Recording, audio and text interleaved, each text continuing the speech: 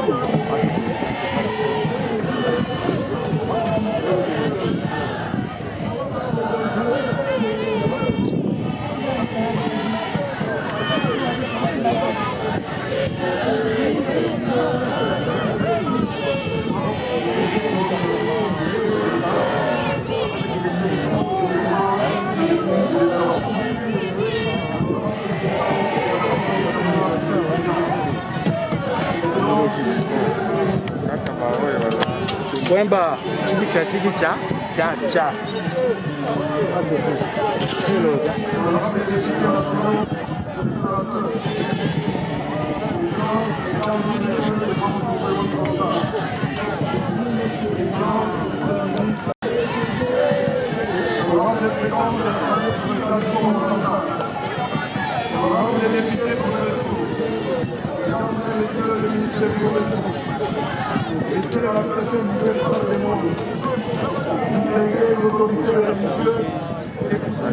na profil na je bien quand il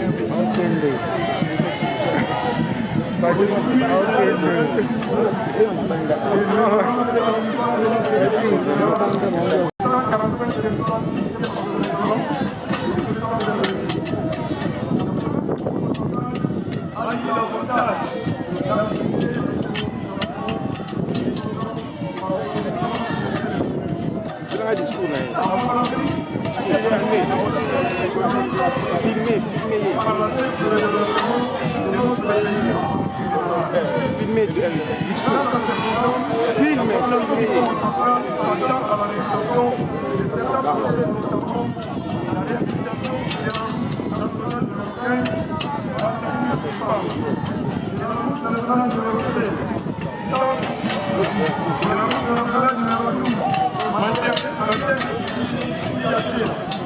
La construction des centres de santé nous souvient que la discussion sur l'état de la nation a été de l'asphalte de la route comme au monde acquis à ceci.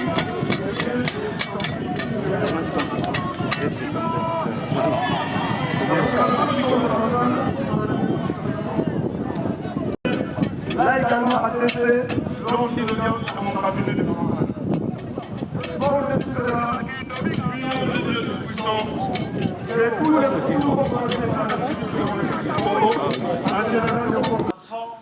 la mise en service de ce port, chef de l'État, avec l'expression réitérée des hommages de déférents.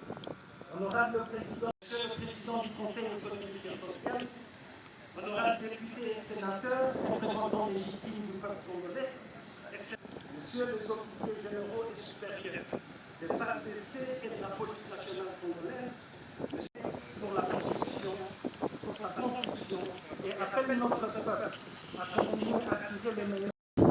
Monsieur le Président de la République a procédé à la pose de la première pierre de la construction de Banane.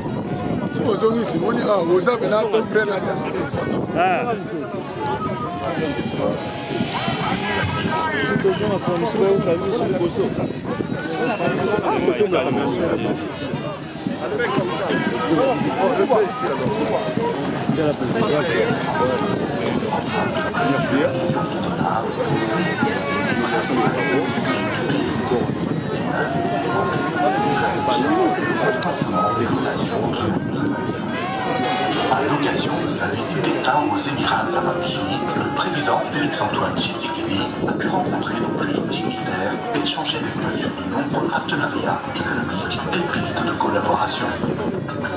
La visite du président Félix-Antoine Tshisekedi a également permis la signature de nombreux accords avec des chefs d'entreprises émiratis. Ces accords permettront de dynamiser les secteurs de l'immobilier et des énergies renouvelables en RDC. Sous l'hierarchie du président Félix-Antoine Tshisekedi, la RDC entraîne à l'issue de nombreux investissements de pays étrangers et de multinationales, comme celui de près de 1 milliard de dollars réalisé par DP World dans le cadre du port de Banana. C'est à ce jour le plus important investissement réalisé par les Émirats arabes unis dans le pays. Ce projet créera de nouvelles opportunités d'emploi, stimulera l'économie locale et supportera la transformation. Notre planète est immense. DP World a consacré les 50 dernières années à en réduire les distances.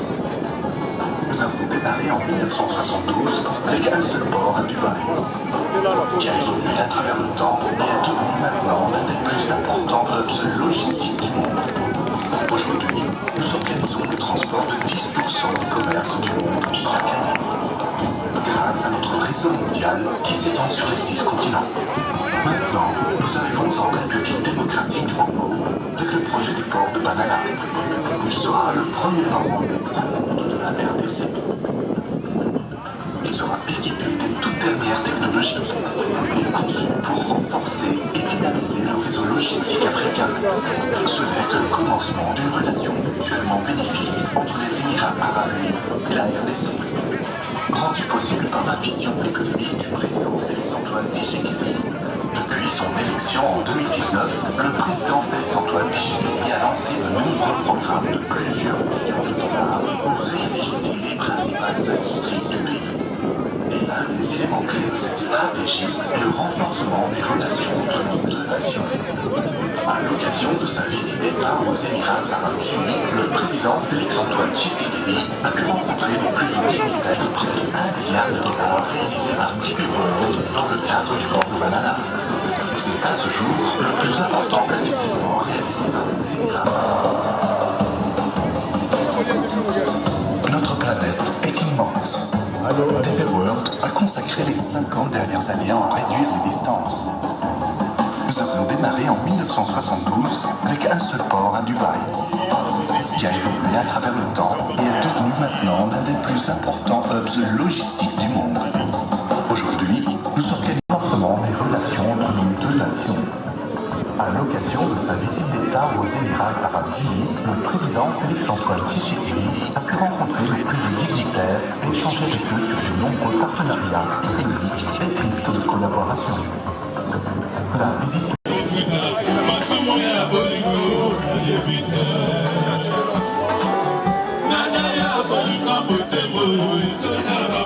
Comme leader politique et comme mandataire des lignes maritimes congolaises, c'est un achèvement, c'est un vieux rêve pour tous les Congolais, pas seulement pour les centrales congolais. Tous les Congolais rêvent rêvaient depuis 40 ans ou plus du jour où ils allaient disposer d'une porte d'entrée directe et d'une porte de sortie pour leurs importations et leurs exportations. Parce que dépendre des voisins, dépendre des autres, ça a un coût que les gens n'imaginent pas économiquement.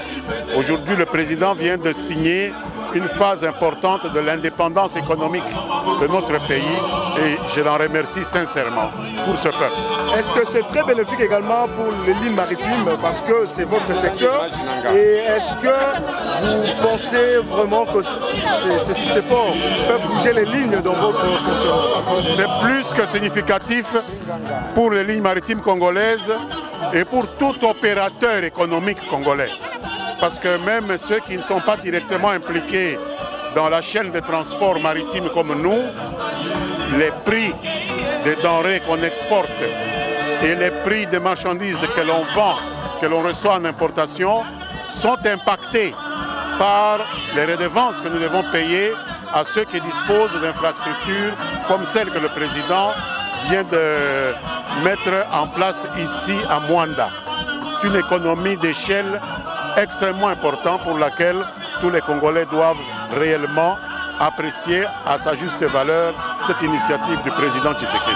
Merci beaucoup. Et surtout, vous accompagnez souvent les actions de l'Inspection générale des finances, vous l'encouragez également. On parle de détournement à chaque lancement du projet. Pour vous, qu'est-ce que l'Inspection générale des finances peut faire pour empêcher qu'on parle également de détournement dans ce projet pour que ça se réalise? Mais je voudrais encourager l'inspecteur général Jules Alinguette et ses équipes à continuer le bon travail qu'ils ont déjà commencé à faire, notamment dans ce secteur ici, de l'importation et des exportations, donc du commerce extérieur, parce que c'est du bon encadrement des finances publiques que dépend la réussite d'une initiative économique majeure comme celle-ci. Je pense qu'ils ont un rôle très important à jouer en faisant miroiter à tous ceux qui sont impliqués dans ce projet l'éventualité de poursuites au cas où ils s'écarteraient de l'orthodoxie financière. Merci beaucoup.